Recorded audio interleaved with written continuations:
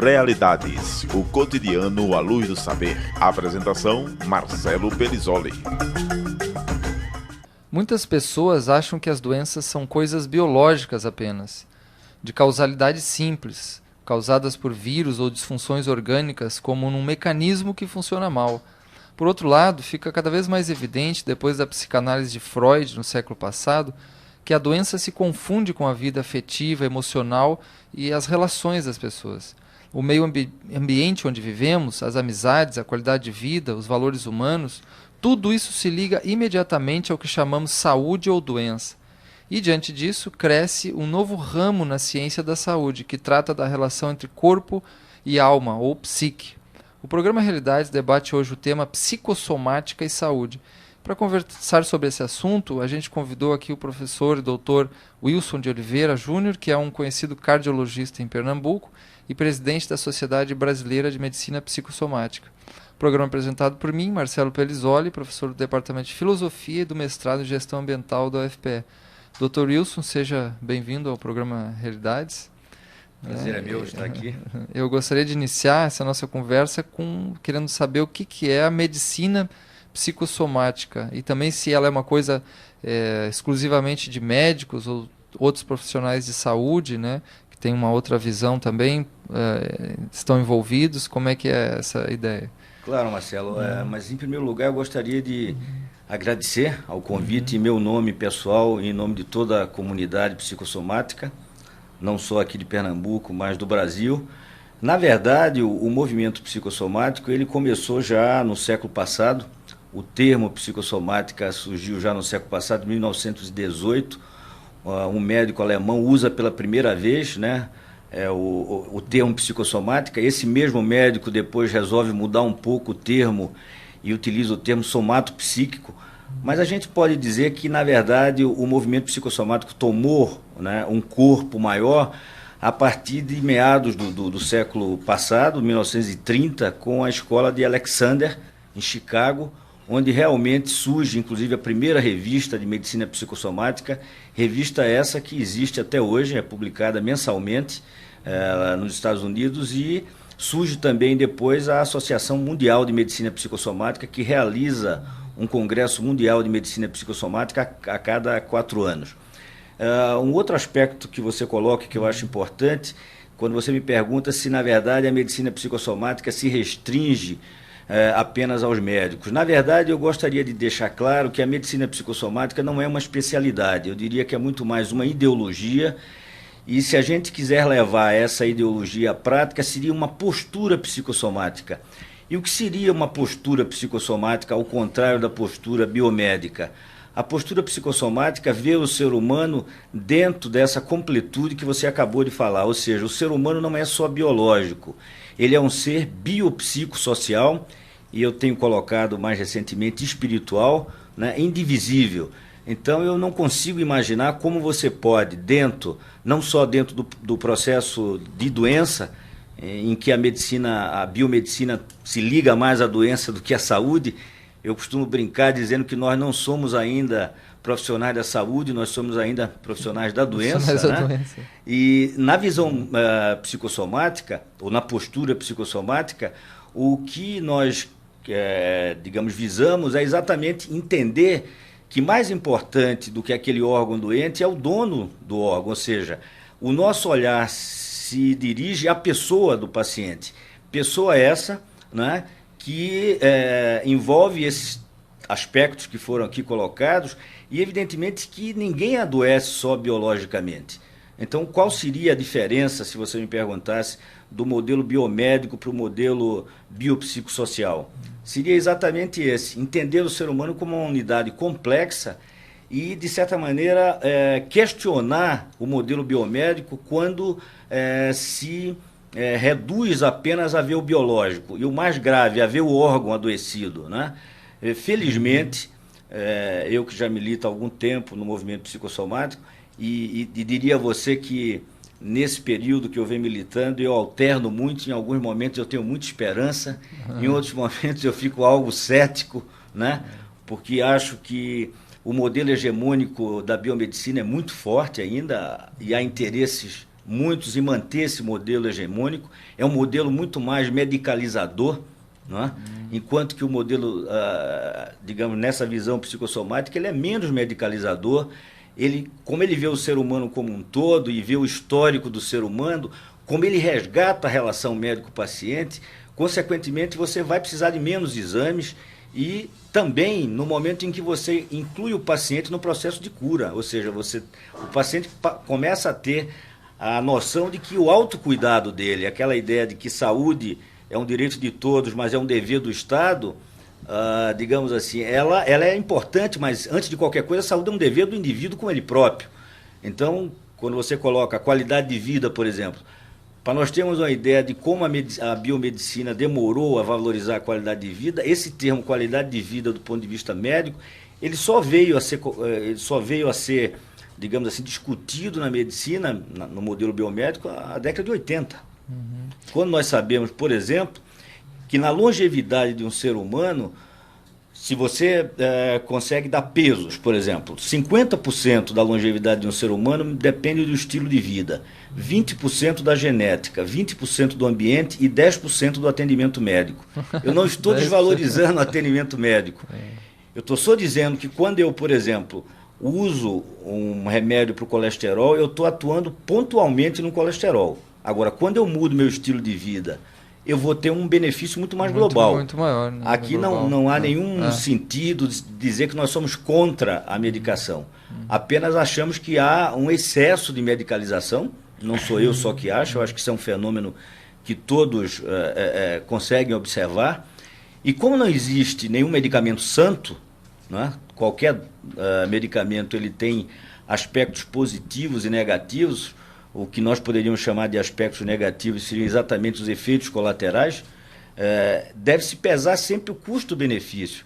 Então, se eu pudesse, né, diante de um paciente, não medicá-lo e tratá-lo sem utilizar a medicação, é evidente que seria melhor. Hipócrates já dizia, faça da sua alimentação a sua medicação.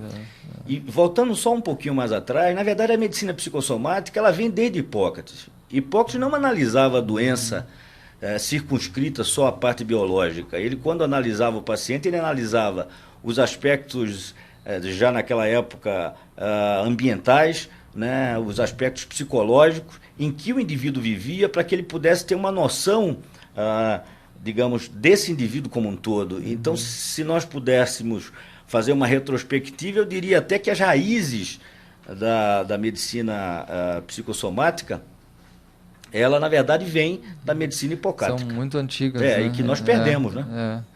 Quantas coisas interessantes aí o Dr. Wilson colocou, né? E também eu acho bom ouvir isso de um médico, e um médico muito conceituado, diga-se de passagem, em Recife, no estado, e né, conhecido nacionalmente também, porque é presidente também da Sociedade da Medicina Psicossomática do Brasil, colocando isso, esse excesso realmente da medicalização, esse problema todo da visão, esse problema ainda a ser enfrentado no modelo biomédico. Né? Então, são muitas coisas aí. Eu gostaria de retomar esse ponto que o Dr. Isso coloca, que a medicina psicossomática ela não é um ramo específico. Né?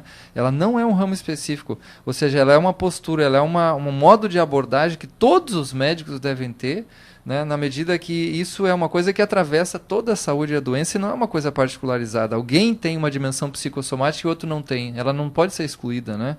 Então isso é importante enfatizar essa visão. E também como ele coloca a visão de saúde de biopsicossocial. Veja que interessante, biopsicossocial. E aí dentro está o cultural e o doutor Isso também fala até do espiritual, que isso acho que também é fundamental. Diferente de uma visão apenas mecânica, biomédica no sentido mecânico ou química. Né? Exato. Então isso é muito importante. Marcelo, é importante quando você coloca o espiritual, porque as pessoas das ciências duras, né, a biomedicina é uma ciência dura, elas têm medo de falar no espiritual. Há uma confusão entre espiritual e religião. Não é isso que eu me refiro. E nós estamos, inclusive, colocando no Congresso uma mesa de transcendência. Espiritualidade, né? Eu acho que o Boff coloca muito bem essa diferença. E eu acho que a gente não pode ter medo de negar algo que faz parte do ser humano. A própria palavra psique, né, que a gente traduz tanto como alma, quanto que vem dos grego alma, mas é a interioridade humana. Então não necessariamente é uma religião instituída. Né?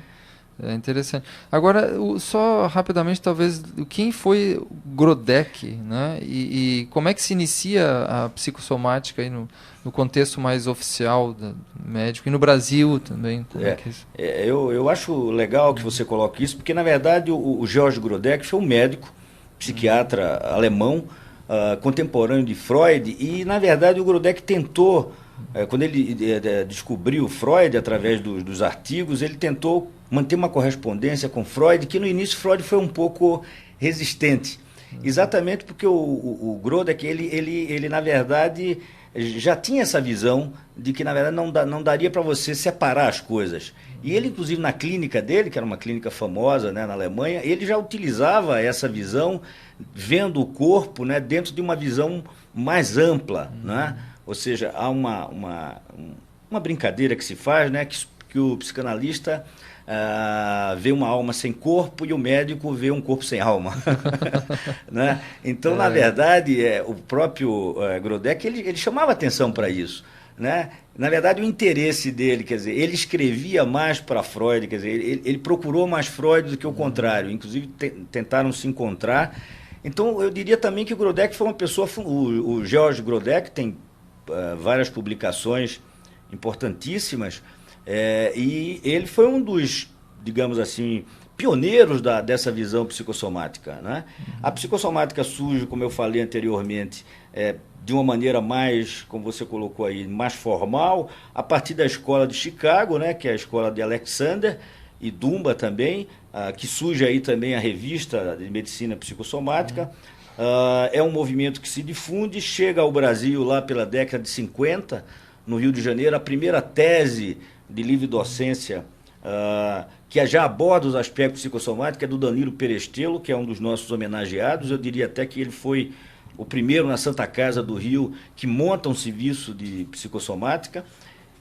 Depois ele se reúne em São Paulo com outros nomes importantes, alguns psiquiatras, alguns clínicos, alguns psicanalistas. Então vejam que, na verdade, ela nasce exatamente de alguns psiquiatras e alguns clínicos que ampliam a visão, e mostrando claramente que a psicossomática ela não se restringe, né, à psiquiatria. Na verdade, eu diria até que a psicossomática ela não é só dos médicos, é outra característica. Tudo isso que você falou, dessa postura, ela vale também para o fisioterapeuta, tanto é que nós temos vários sócios da psicossomática que são fisioterapeutas, eles participam conosco. A nossa revista, né, de psicossomática, editada a cada semestre, artigos de todas essas especialidades. Os sociólogos, os filósofos também têm participado cada vez mais, temos vários sociólogos participando, filósofos também, como você, que vai participar do congresso. Então, o que a gente entende é que é algo que é muito mais abrangente, por mais que esteja desgastado a palavra holístico, né? Mas, na verdade, é isso. A psicossomática tem essa visão holística. Então, em relação ao Brasil, ela surge em 1965 com a fundação da associação, portanto, tem 43 anos. É nova, né? Super nova. 43 anos. Em Pernambuco, em Recife, sobretudo, ela surge lá no final da década de 70 e começo da década de 80. Eu acho que nós somos a terceira regional mais antiga do Brasil. E se difunde, então, hoje, praticamente por todo o Brasil. Nós temos as regionais, fazemos um congresso a cada 2 anos, e, além disso, vários encontros regionais ou congressos regionais. Por exemplo, São Paulo já vai realizando o 3º congresso paulista de psicossomática, Minas também. Lembrando ao ouvinte que desse mês agora, né, de maio, aí nós temos o 1º de maio, começa, né, o congresso. 1 a 4 de maio. 1 a 4 de maio, com o 16º, 16º Congresso Brasileiro, com várias personalidades do Brasil inteiro.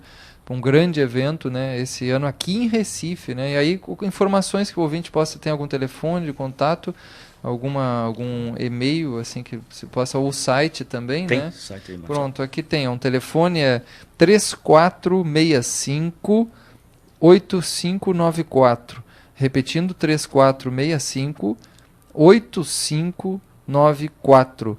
E também tem um site que é um site em geral né? Não é só do Congresso, é um site que tem outras informações, que é www.psicossomática, tudo junto, sem acento, né?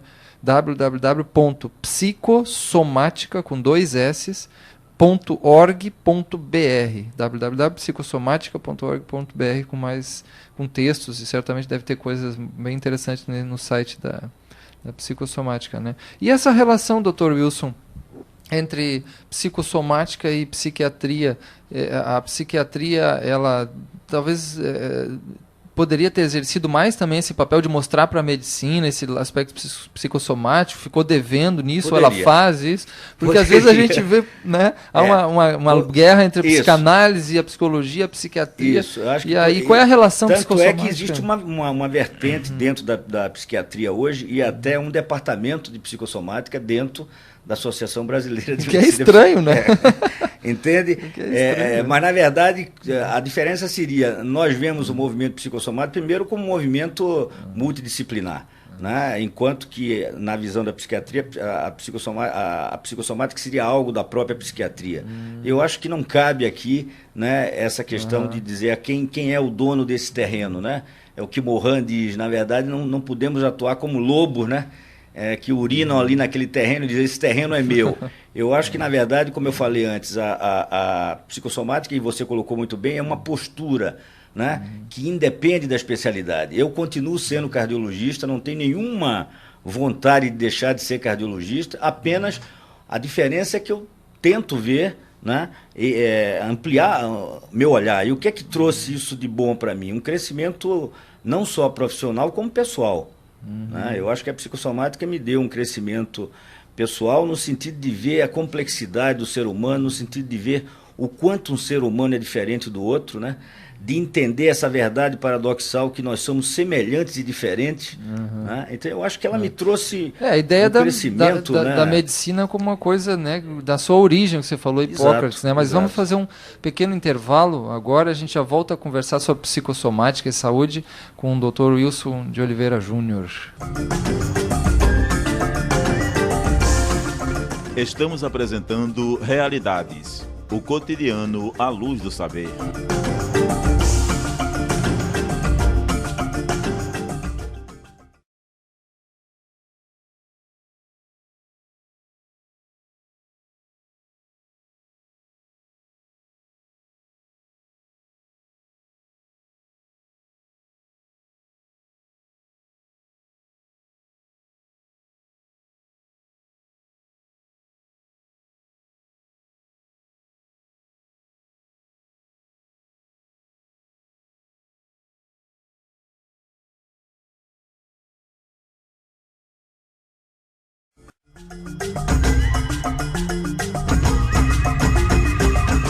Voltamos a apresentar Realidades, o cotidiano à luz do saber.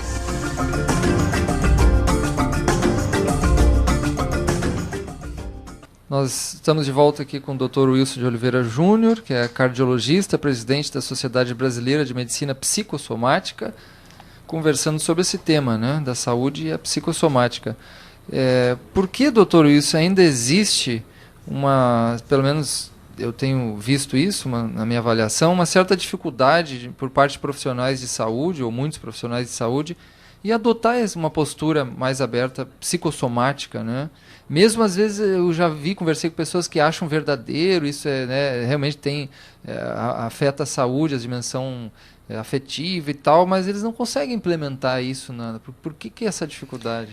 Veja, o modelo biomédico, em que pese nos últimos anos algumas faculdades de medicina, a nossa mesmo mudou o currículo e a gente tem que reconhecer que a própria faculdade de medicina começou a ver que o modelo biomédico não é que ele não teve importância, não é que ele não tenha trazido uma série de benefícios à saúde, agora ele tem limite, né? E mesmo assim, com essa modificação, eu diria que os próprios professores, na sua grande maioria, eles têm uma visão biomédica. Então, enquanto você encontra 2 ou 3 professores de medicina que têm essa visão biopsicossocial, alguns até, infelizmente, chegam até a ridicularizar essa visão, dizendo que isso é coisa de filósofo, né? Que medicina realmente é essa medicina em que você tem que ver, que você tem que mensurar, porque o modelo biomédico ele só acredita naquilo que ele vê e mensura. O que ele não mensura, né? Esse é um exemplo, por exemplo, que foi colocado aqui nessa conversa off. Por exemplo, quando o doente chega com a dor de cabeça, dizendo que é da pressão alta, na verdade a única coisa que se mensura é a pressão. Então se atribui a dor de cabeça à pressão. Mas na verdade, se você conversar mais com o doente, você vai ver que atrás daquela pressão alta e atrás daquela dor de cabeça, existe outros fatores que levaram aquilo lá. Um outro aspecto que eu acho importante é essa própria supervalorização da tecnologia, né? E em nenhum momento eu estou aqui para satanizar a tecnologia, mas também não vim aqui para endeusar a tecnologia. Eu acho que a tecnologia bem utilizada, ela é bem-vinda. Ela deve estar, na verdade, a serviço do homem, não o contrário, o homem é a serviço da tecnologia. Então, existiu uma ideia errônea de que a tecnologia vai resolver tudo, né? E a tecnologia não resolve tudo. O ser humano não é mais feliz por conta da tecnologia. E se a gente entende que sabedoria é procurar felicidade, né? Não me parece que seja pela tecnologia que a gente vai conseguir isso. Mas só reforçando, não sou contra a tecnologia, mas acho que o modelo hegemônico, que é o modelo mecânico, né, cartesiano, que separa mente e corpo, ele é hegemônico no mundo inteiro, e me parece, aí é uma opinião pessoal, que uma das crises de credibilidade que a medicina passa hoje, isso é bem, digamos assim, mensurado, e até paradoxal. Ora, eu desenvolvo uma tecnologia e, ao mesmo tempo, ao invés de eu ter mais credibilidade, eu perco credibilidade. Tem algo que a gente devia, no mínimo, refletir, né?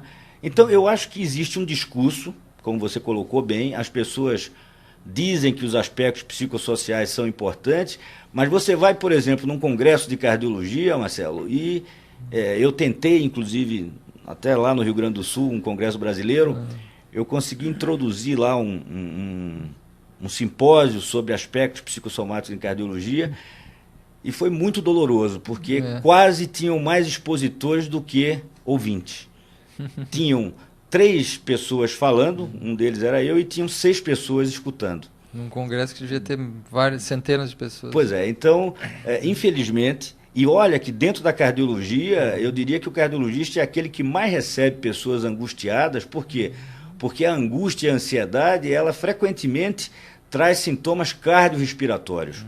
Então, ele procura o cardiologista achando que tem um problema cardíaco. Tanto é que angina e angústia têm a mesma raiz grega, né? Angina significa aperto, né? E muitas vezes, por que é que o transtorno do pânico frequentemente procura o cardiologista e não o psiquiatra? Porque a sensação é de um ataque cardíaco.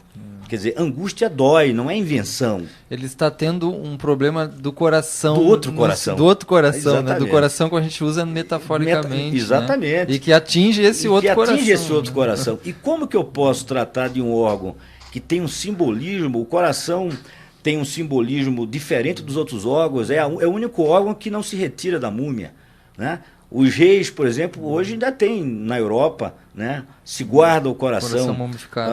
Na civilização da Mesopotâmia já se tinha o coração como um órgão diferente. Então eu penso que o cardiologista tem que trazer essa visão simbólica também, quer dizer, o simbólico é fundamental. Por isso que o adoecer do coração é diferente do adoecer do dedo, né? O impacto emocional que traz a doença do coração é muito maior. Eu costumo dizer muitas vezes que o infarto do ego é maior do que o infarto do coração.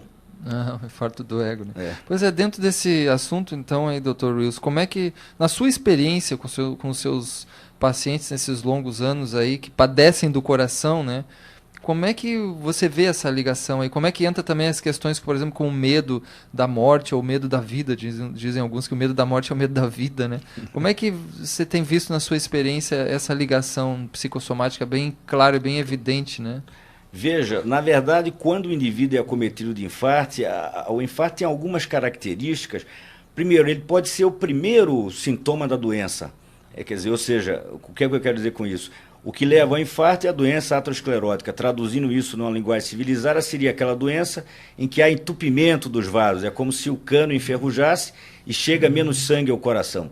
Muitas vezes esse doente não sentia nada, vai dormir e no outro dia ele acorda com uma dor, né? Ou outros sintomas equivalentes, e se diz a ele, olha, você tem um infarto. Então, naquele momento, não há uma ferida só no coração biológico, há uma ferida narcísica, né? Que vai além. Então, quais são as ruminações desse indivíduo? O que será da minha profissão? Será que eu poderei continuar com os prazeres da vida? Acabei de escrever, vou lhe dar inclusive essa revista, um artigo sobre sexualidade, cardiopatia e sexualidade, porque é um problema sério. Os médicos ainda têm muita dificuldade. Há trabalho mostrando que apenas 10% dos médicos conversam sobre sexualidade com seus pacientes. Muitas vezes o paciente não retorna à sua atividade sexual. Isso é até pode ser um programa, né? Sexualidade e coração, porque faltou exatamente essa conversa com o paciente.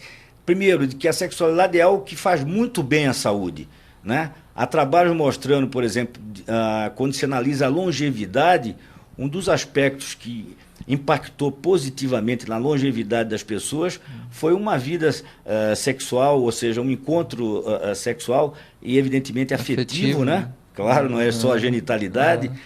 Isso impactou positivamente. O problema é que a medicina tem... Eu sei que estou fugindo um pouco, mas é que nem me surgiu. A medicina tem um sério problema de tratar do prazer. Né? Eu tenho uma aula que é o prazer e a saúde cardiovascular. E eu me pergunto, por que a gente fala que o desprazer é ruim para a saúde? E será que o oposto não seria bom? Né? O estudo das emoções positivas só agora se começou a fazer. Durante todo o tempo a gente proíbe, né? Você não pode fazer isso, você não pode fazer aquilo. E quando eu falo do prazer, e eu deixo isso bem claro na aula, eu não falo do prazer sexual, eu estou falando do prazer, por exemplo, isso que a gente vive aqui é o que eu chamo de eu-estresse. Todo mundo olha sempre o estresse como algo negativo, mas isso é um eu-estresse. O que seria o eu-estresse? Seria algo que está me trazendo um prazer de estar aqui, eu estou crescendo, né? Eu estou fazendo um enfrentamento, e cada enfrentamento, isso significa crescimento, diferente do de estresse, que seria o estresse negativo. Por exemplo, o indivíduo que trabalha naquilo que gosta, ele pode trabalhar, às vezes, muito mais do que aquele que trabalha no que não gosta e não tem estresse. Não é verdade? Porque o trabalho não é tanto a quantidade do trabalho, mas é como você faz aquele trabalho. Se ele te traz prazer, ele não impacta negativamente. Né? Mas, por exemplo, o que é que a gente vê hoje? Não sei se eu estiver errado, você me corrige. Há um grande sociólogo que era responsável pela disciplina de Sociologia do Lazer na França, que numa entrevista do Mazidier, alguma coisa assim, que ele dizia que apenas 0,5% da população mundial hoje trabalha naquilo que gosta. Diferente da era pré-industrial, né? Onde você normalmente fazia todo aquele trabalho dentro de uma perspectiva do seu mundo ali, quer dizer, não tinha esse trabalho rotineiro, você apertar um parafuso no qual você não tem nenhuma autonomia. Quanto menos autonomia você tem no seu trabalho, maior o nível de estresse. É o que escreveu o Ócio Criativo, aquele que fala do ócio criativo, não? Não, aquele é o Damasio, é o italiano, né? É o italiano, agora esqueci o nome dele. No final, né? Vai por aí. O Direito à Preguiça, né? Que era o genro do Marx, né? Direito à Preguiça. Sim, quantas coisas interessantes o Dr. Wilson coloca. Eu também queria esclarecer o cartesianismo, né, para o ouvinte. Eu indico a leitura do último livro que eu organizei pela editora Vozes, chamado Bioética como Novo Paradigma. Esse livro eu coloco um capítulo sobre o que é o cartesianismo, né? Bioética e cartesianismo, na obra Bioética como Novo Paradigma, que é essa visão fragmentária, uma visão que perde a dimensão do valor das outras tradições, das outras posturas metodológicas, né? Tem uma visão muito ligada à calculabilidade, a um saber objetivador, uma série de características, e o Dr. Isso coloca bem. Imagina um cardiologista olhar simplesmente o problema do coração, o problema da saúde, da doença do indivíduo, como os problemas da bomba, de uma bomba que está funcionando mal. Então, um carro que para de funcionar, você leva no mecânico, né? Então, isso não é medicina propriamente, não é, pelo menos a origem, a história da medicina não é assim, né? Então, é importante a gente notar que muitas vezes se prioriza a medicina da doença, e aí isso que o Dr. Luiz colocou, há poucos índices de saúde, muitas vezes, né? Se vê muito assim, essa ideia do combate à doença e essa ideia, por exemplo, de o que proporciona a saúde é pouquíssimo trabalhado em medicina, né? A questão da prevenção. Prevenção. E mesmo, do que a gente chama promoção de saúde, né? Como você Promoção colocou. da saúde. Eu queria só reforçar, né, que as pessoas leiam o seu livro. Eu li, e tem um fato que me chamou a atenção. As pessoas confundem muito o termo radical. E você colocou muito bem lá, é diferente raiz. E é raiz das coisas, né? O radical normalmente é utilizado de uma maneira, né, diferente. O dogmático dogmático, exato. Do você radical. colocou muito bem ali quando você colocou raiz. Eu achei o livro excelente, já li. Os filósofos são meio radicais, né? O Diogo está aí também, pode comprovar que os filósofos têm que ser sempre radicais, não se tiria a raiz das coisas, né? Incomodar um pouco. Agora, doutor Wilson, você falou de estresse, né? Qual é o grande risco assim, de pensar o estresse, por exemplo, ou angústia e outras questões eminentemente que são mais psíquicas, né? Certamente. Se pensar apenas como doença, por exemplo, no sentido biológico, ou então o contrário, alguém olhar o estresse e essas dimensões da angústia apenas como um estado passageiro, vamos, né, simplesmente vamos tomar uma cachaça, deixa assim, né? Eu queria ver os perigos dos dois extremos, assim, né? Eu acho que você coloca muito bem o perigo dos dois extremos, né?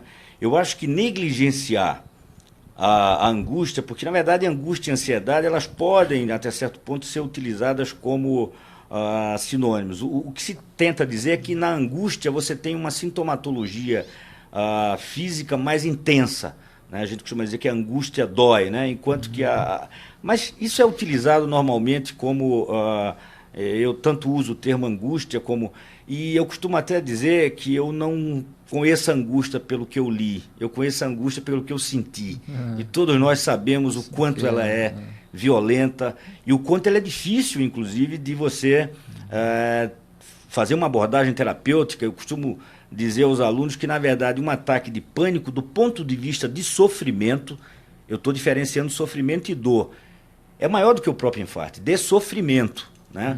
Porque é algo que, nessa entrevista que eu fiz com 96 pacientes com pânico, que procuravam um ambulatório de cardiologia, com muitos exames, aquilo que a gente falou antes, na visão biomédica, você começa a utilizar exames porque, como você tem essa visão só orgânica, você quer afastar qualquer possibilidade de alteração biológica. E no final você diz, você não tem nada. Tanto é que eu fiz uma aula onde o título é Quando o diagnóstico é você não tem nada, que eram pessoas que têm depressão e pânico e que procuram os médicos clínicos, mas sobretudo o cardiologista. No caso aí, esse trabalho foi feito dentro do cenário cardiológico, e eu perguntava se você tivesse que definir o ataque de pânico com uma única palavra. Eu fiquei impressionado como a definição que ganhou na pole position foi sensação de morte iminente. Morte iminente, né? Eles diziam, doutor, é como eu vou morrer, entende? Então é uma doença que ela tem várias, já que a gente está falando em ansiedade, e pânico é um tipo de ansiedade. Na verdade, não é uma doença nova, que fique bem claro. O Freud já falava do pânico com outra terminologia, né? Então, se a gente fizer uma retrospectiva, e é interessante, Marcelo, que o pânico sempre esteve ligado ao coração. Foi chamado de neurastenia cardíaca, síndrome do soldado. Na Guerra da Prússia, por exemplo, os soldados ficavam com o coração disparando, né? E se dizia que era síndrome do soldado, né? Neurastenia cardíaca, neurose cardíaca, quer dizer, por quê? Porque o pânico é rico em sintomas cardiorrespiratórios. O grande erro, eu costumo dizer, é imaginar que tanto a ansiedade como a depressão são doenças eminentemente psicológicas, são doenças do todo. O indivíduo deprimido, a gente costuma perguntar para ele aonde não dói, porque ele já acorda doído. Então, o que leva mais esse indivíduo ao médico, o indivíduo deprimido ao médico, que também como primeira ajuda, às vezes ele não procura o psiquiatra, porque o que chama atenção são as queixas físicas. Ele começa a ter gastrite, e você começa no modelo biomédico a tratar a ponta do iceberg. Você não trata a raiz, como diz você. Quer dizer, o que é que está levando? É um doente que começa a ter a insônia terminal, Quer dizer, nos homens, por exemplo, a depressão muitas vezes vem muito mais com irritabilidade do que tristeza. Há, inclusive, o que os italianos chamam de depressione sem depressione, ou chamaram também de depressão sorridente. Quer dizer, aquela ideia de que a depressão sempre tem tristeza, não, cada vez mais, sobretudo no homem, pela dificuldade de expressar os seus sentimentos, né, pela via normal, como Freud dizia, né, quando você não consegue expressar os sentimentos pela via normal, que seria exatamente através da angústia, o seu corpo chora. Né? Então, na verdade, o corpo responde. Vamos fazer um pequeno intervalo. Novamente, a gente volta em seguida a conversar com o Dr. Wilson de Oliveira Júnior, que é cardiologista e presidente da Sociedade Brasileira de Medicina Psicossomática. Estamos apresentando Realidades, o cotidiano à luz do saber.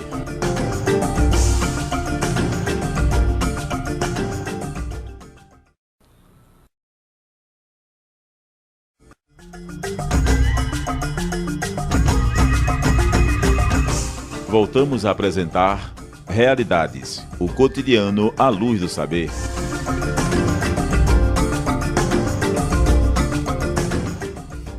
Nós estamos conversando com o Dr. Wilson de Oliveira Júnior sobre psicossomática e saúde. Por que muita gente, Dr. Wilson, acredita às vezes muito mais no poder das drogas, e drogas aqui eu digo remédios, né, químicos, para curar problemas, inclusive psíquicos, existenciais e pessoais? A gente vê aí uma febre de certos medicamentos, que as pessoas, da pílula da felicidade e tal. E por que às vezes há uma crença tão grande nisso e uma aposta menor nas próprias capacidades, na qualidade de vida, na mudança de hábito, na própria fé, nas relações, né, no cultivar valores humanos? Houve uma inversão aí, a medicina contribuiu para isso, não sei. Sim, eu acho que a gente vive, né, no modelo biomédico uma medicina extremamente medicalizada. E aí eu acho que, como qualquer, digamos assim, qualquer fenômeno, ele é multifatorial, né? Mas eu diria, por exemplo, que o próprio marketing, né, dos laboratórios em cima disso funciona de uma maneira extremamente, digamos assim, potente. O próprio comprometimento de alguns profissionais, né, essa relação laboratório com o médico é uma relação muito delicada, né? Esse é um fato que a gente precisa analisar também. O surgimento, por exemplo, dos comitês de ética em pesquisa tentam, de certa maneira, bloquear isso aí, né? As revistas agora começam a questionar, né? Por exemplo, trabalhos patrocinados por laboratórios, enfim, uma série de aspectos que antes, na verdade, isso não vinha à tona. Às vezes a gente acha que tem a impressão de que é os laboratórios que dizem para o médico qual é o remédio que deve melhor para usar, que é uma coisa muito estranha. Então eu diria que esse é um ponto, mas seria injusto se a gente ficasse só nesse ponto. Eu acho que o próprio médico, na formação ainda hegemônica biomédica, ele acredita muito na medicação. Há médicos que têm verdadeira veneração. Você vê aquela receita, né, rica em medicamentos. Né? Eu fico pasmo, às vezes, com a crença na medicação. Não que eu tenha nada contra a medicação. Aquele caso que saiu até na televisão de um cara que lutava boxe, um cara conhecido aí no Brasil, jiu-jitsu e outras coisas, que morreu. O Gracie, né? Gracie, morreu na polícia, né? Foram um coquetel de 7 ou 8, mais 8 drogas de medicamento de uma vez só, né? Veja, matou o cara, né? Interagiu, inclusive, com drogas que ele tinha tomado, né? E então eu vejo também o modelo biomédico, que é um modelo medicalizador. E vejo também o imediatismo da sociedade, né? A sociedade quer respostas rápidas, né? A sociedade tem preguiça de refletir, né?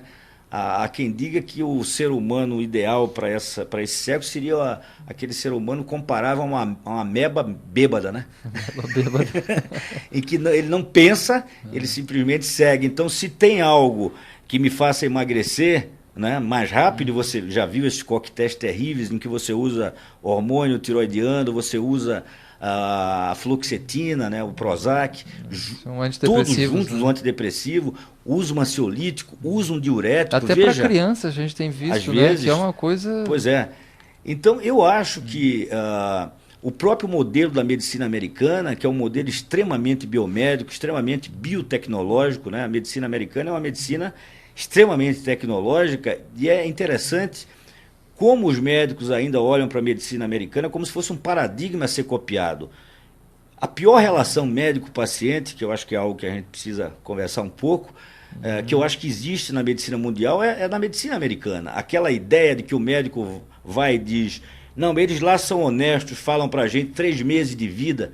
Primeiro, que autoridade você tem para dizer quanto tempo de vida o indivíduo tem? Inclusive ajudando a liquidar o paciente, né? Imagina se o cara fica impactado. Isso é utilizado como algo, na verdade, tempo de vida é um projeto para Deus, não é para o médico. Há um trabalho publicado no British para saber qual era o percentual de acerto de médicos em pacientes com câncer. Os médicos erraram em 85%. Nossa. Quando eles dizem 6 meses de vida. O máximo que você pode dizer é dentro de uma visão, digamos, coletiva, esse tipo de doença é uma doença grave e que tem normalmente uma sobrevivência X, em média. Acontece que o indivíduo é único. Há um caso em que uma das pessoas em que foi dito a ela que ela tinha 6 meses de vida e ela viveu e vive ainda há 20 anos com câncer de mama, que ela escreve para o médico e diz, estou viva, lembre-se que você não é Deus. Então, tempo de vida é algo que eu acho que a gente não tem o direito de dizer. Eu posso te dizer sim, e eu não estou aí também defendendo a mentira nem a ilusão, não é isso. Porque quando querem nos atacar, diz, então você está defendendo, né, que você minta para o paciente. Não é isso. É que eu não tenho o direito nem a competência de dizer quanto tempo ele vai viver. Eu posso dizer que ele tem sim uma doença grave, mas eu já vi pacientes, por exemplo, com o mesmo comprometimento cardíaco, alguns eu encaminhei para o transplante e outros não. Outros saíram da fila de transplante. Sobretudo, por exemplo, quando você tem suporte social, que na verdade é amor, porque o cientista não pode falar em amor, né? Então, suporte social, né? Então, se você tem suporte social, normalmente aquelas pessoas que moram só, por exemplo, elas têm uma sobrevivência muito menor, aquilo que você falou. Se você tem redes, né, de apoio, por exemplo, eu acho que quando você vai tratar alguém, você não vai tratar alguém só, você vai tratar a família também. Existe o que a gente chama de triângulo terapêutico, é o médico, a família e o paciente. Se eu tenho uma família que ela é minha, digamos, aliada, eu vou tratar com muito mais tranquilidade. Então eu tenho que ter um bom relacionamento também com a família, porque essa família vai me ajudar no processo de cuidar desse paciente, né? Então eu não posso dizer, como às vezes eu já ouvi alguns médicos, eu gosto do doente, mas não gosto da família. Não pode. A família é fundamental, a família adoece também.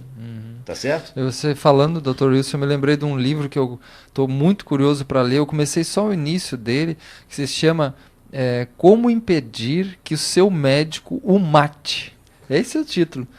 É de um médico que eu até investiguei um pouco na internet sobre ele, e ele escreveu dezenas de livros, e um livro que ficou famoso é Como Impedir que o Seu Médico o Mate. Ele se chama Vernon Coleman. E aí, essa parte que eu já comecei a ver, ele entra nessa dimensão psicossomática. O médico tem um poder, né, muitas vezes, de atingir o paciente com o que ele diz e com o que ele fala. Então, olha, é bem nessa direção. Eu vou repetir uma palavra de um conterrâneo teu, que é o Moacir Scliar, né? Que diz o seguinte: a palavra do médico é tão poderosa como a do escritor. Ela deve ser pensada e repensada. Você pode levar seu doente ao céu ou ao inferno. Então, tudo que você vai dizer, porque veja bem, a relação médico-paciente ela já é assimétrica, Marcelo. De um lado você tem o não saber e a fragilidade da doença. Do outro você teria, né, como dizem os freudianos, o suposto saber, né, e a saúde. O universo da saúde é um, o universo da doença é outro. E se você torna essa relação mais assimétrica ainda, se você fala medicinês para o paciente, né? Se você não interage com ele, se você não mostra o quanto ele tem a ver com o processo de adoecer, com o processo de cura, né? Aquilo que a gente falou, que nesse modelo psicossomático, a gente envolve muito o paciente também nesse processo. Então eu acho que falar para o paciente é algo que a gente tem que ter muito cuidado, porque uma frase mal colocada, né, pode atingi-lo, como disse você aí. E que exemplos, doutor Wilson, negativos e positivos também, acho que principalmente os positivos, você lembra aí que mostra esse efeito psicossomático funcionando na vida e na saúde das pessoas, a partir da sua experiência aí. Veja, eu acho que a gente não pode falar de relação médico-paciente sem citar o nome do Michael Balint. O Michael Balint, né, foi um grande pediatra que depois, na verdade, tem uma escola, inclusive, né? E ele dizia o seguinte, que o melhor ou pior remédio, o primeiro remédio, é o próprio médico. E como remédio, esse médico também tem efeitos colaterais. Né? Por exemplo, como explicar o mesmo medicamento passado por 2 médicos diferentes atuar diferentemente? Então existe o que ele chama de medicinal. O que é o medicinal? É aquilo que você pensou sobre mim, sobre a minha pessoa, atuando junto com a medicação. Então não seria só ação biológica, como querem aqueles. Eles acham, porque senão todo médico era igual. O conhecimento teórico é democrático. Se você tem 2 neurônios bem nutridos, você consegue ter o conhecimento teórico. A diferença de um médico para o outro é como ele aplica aquele conhecimento teórico. Né? Por que é tão importante na hora que você adoece, você quer o seu médico? Não é verdade? Então, essa questão do conhecimento teórico, que eu digo para os alunos, o conhecimento teórico é algo fundamental, mas ele não é tudo. Ele é necessário, mas não é suficiente. Se você não souber colocar aquele conhecimento teórico dentro daquele indivíduo que te procura naquele momento, e eu costumo sempre tentar fazer uma diferença, cuidar e fazer pesquisa. Quando eu faço pesquisa na universidade, eu tenho uma série de parâmetros que eu tenho que controlar. Mas eu cuidando do indivíduo, não é eu tenho que me adaptar àquele indivíduo, porque é muito mais fácil eu que estou do lado de cá da saúde. Então quando ele diz a mim, olha, eu tomo um exemplo, é a mesma droga genérica, mas ele diz, eu não tomo esse remédio com esse nome, porque eu tomei, mas esse aqui é diferente. O que me custa acceder a isso?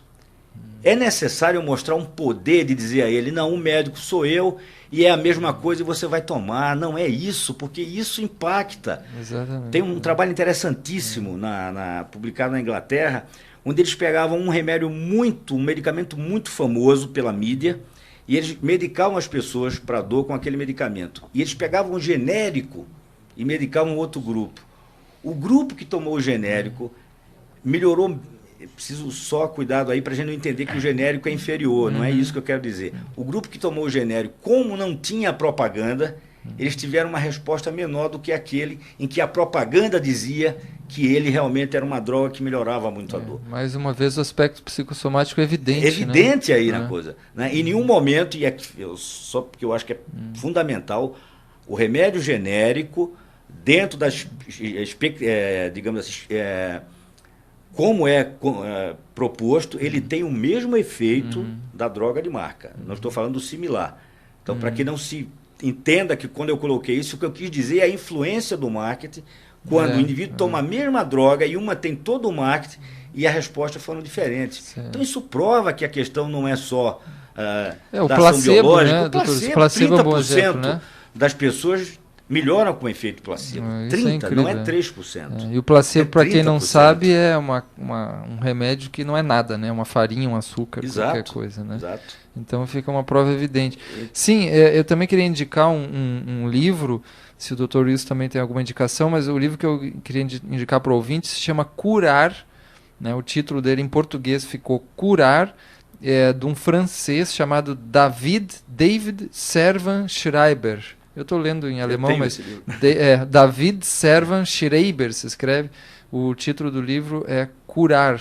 Né? Esse é um livro muito interessante, porque ele pega toda uma parte biológica, mas também uma parte emocional. Né? Exato. Muito interessante. Né? Eu acho que a gente poderia indicar assim, livros básicos. Né? Eu indicaria A Medicina da Pessoa, né?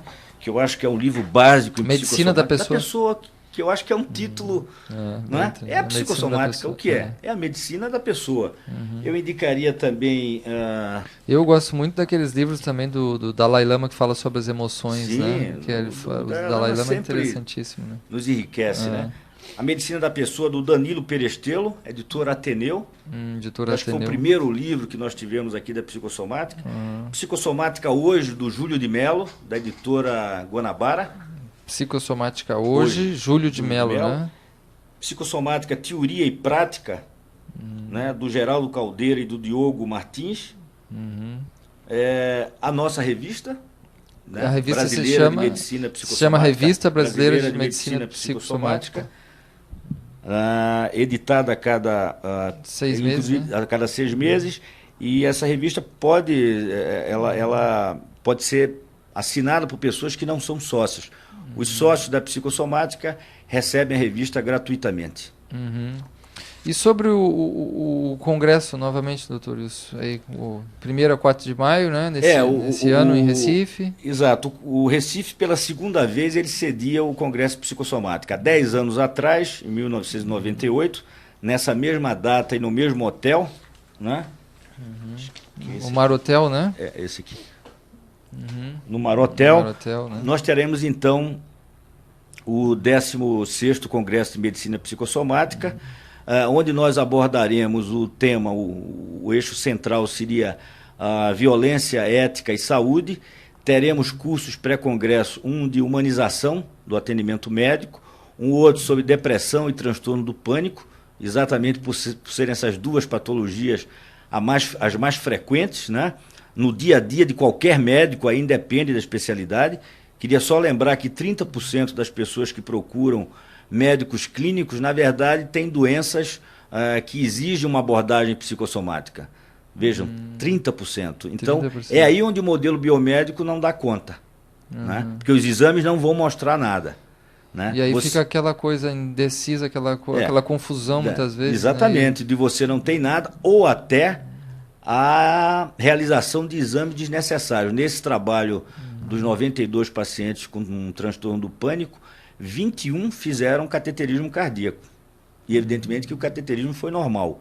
Isso não é algo circunscrito a Pernambuco. Há trabalhos realizados nos Estados Unidos que 30% dos exames de coronariografia, ou seja, esses exames que veem os vasos que irrigam o coração, eram normais, e esses pacientes, na verdade, tinham pânico. O que faltou aí, Marcelo? Uma relação médico-paciente, onde você pudesse escutar o paciente dentro dessa visão. Um olhar você teria médico evitado mais aberto, mais abrangente, amplo, né? Exato. Aqui o telefone para contato do evento, do congresso de psicossomática, 3465-8594. Repetindo, 3465-8594. E o site www.psicossomatica.org.br.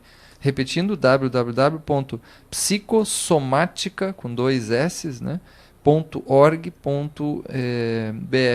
Algumas considerações finais que você gostaria de fazer, doutor, em relação a isso, a psicossomática? Quem sabe alguns conselhos para as pessoas, menos estresse, né? Meditar. Eu diria primeiro, né? Eu costumo dizer que o agradecimento deve ser urgente. Eu queria te agradecer mais uma vez a oportunidade de divulgar. Eu estou encerrando o meu mandato, né? Agora. É a última viagem agora que eu vou fazer para os Pampas como presidente. Tentei cumprir aquilo que eu propus quando iniciei, mas acho que a mudança, né, do poder é fundamental. Ideologicamente eu não concordo com a reeleição, então agradeço inclusive todos os apelos para que essa diretoria, que na verdade não sou eu, na verdade foi uma diretoria que nunca me deixou só. Então eu tive a felicidade de trabalhar com uma diretoria extremamente presente, né, e que me ajudou bastante nesses 2 anos. E, mais uma vez, colocar que o Congresso, embora seja de medicina psicossomática, na verdade ele engloba todas as áreas da saúde. Então nós teremos pessoas da área de fisioterapia falando, nós teremos sociólogos, nós teremos filósofos, quer dizer, a ideia nossa, dentro da bioética, teremos advogados, é exatamente unir esses saberes, como coloca muito bem o Morin, né?